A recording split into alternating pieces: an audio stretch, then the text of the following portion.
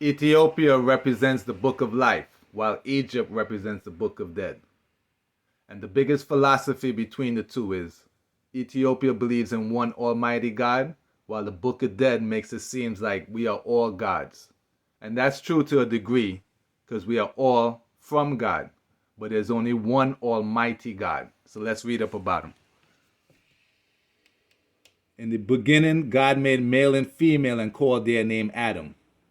We don't know how many couples he made. It could have been 72,000, because 72,000 equals 144,000. And regardless of all their lies, they can't stop prophecy. So let's go back to the beginning. It seems certain that classical historians and geographers call the whole region from India to Egypt Ethiopia. Hence, Ethiopia is the name of the entire continent and of India. For India was used to be called Eastern Ethiopia. So let's go back. The Ethiopian calendar is 7,500 years old, which is the oldest. And it spoke Ge'ez. And Ge'ez is the father language, circa 7,500 years old. And it's considered the oldest of all languages. That's why Ethiopia has the oldest monarchy in the world and the oldest Christian churches in the world.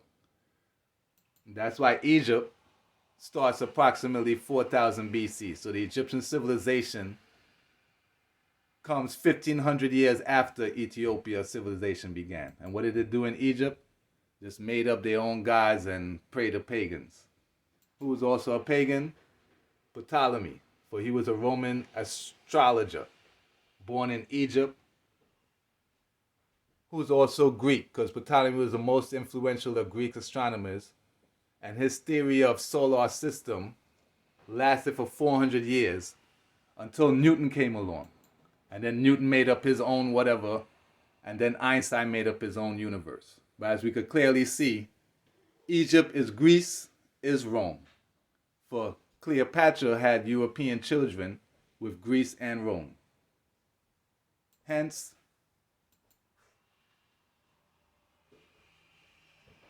the entire European monarchy are all descendants of Cleopatra. Hence, they are all Egyptians. Hence, they follow the Egyptian eagle.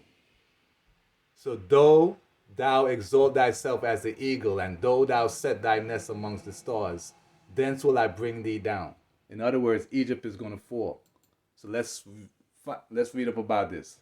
I found it strange that we find 5,000-year-old mummies in Egypt, but can't find a body of one biblical character, not even a toenail. You know why? Because of this. I have the highest respect for the Bible as a whole. Therefore, the Bible should not be cut into portions. Because the original Bible, which was translated out of the original tongues, was one book, and it was not in an Old and New Testament format. But due to the KJV version, they're the ones who changed. So that's why Selassie had to say this. People who see this throughout the world will realize that even in the 20th century, with faith, courage, and a just cause, David will still beat Goliath. Notice David is supposed to be in the 20th century, but it was due to the lies of Egypt and their descendants why people don't know. So let's read. Let's watch. The grey pope is Pepe Orsini. He trumps the black, he trumps the white pope. So notice there are three popes. So as I said, Ethiopia represents the book of life. And in the book of life, it tells you that during the revelation of St. John the Divine, there will be the coming of Christ. And in Ethiopia in 1972, it's celebrated as the year of the child. In other words, Christ is supposed to be here now, since 1972.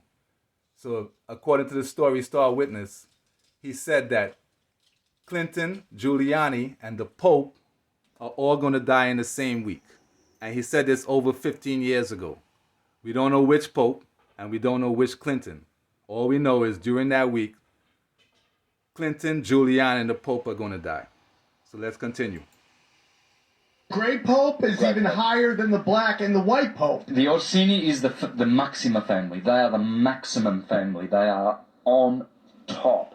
And somehow they've trumped the Colonna and the Farnese, which I know without any doubt through all my studies that they are the three most powerful Illuminati families. What about Rothschild and Rockefeller? Well, they are Orsini. They just changed their name. Rockefeller were Rothschilds. Rothschilds were Orsini. Orsini were a family which have their blood lines in Babylon and Egypt. So notice it's called the falling of Babylon. So let's read up about it. After many days, you will be given attention in the final part of the years.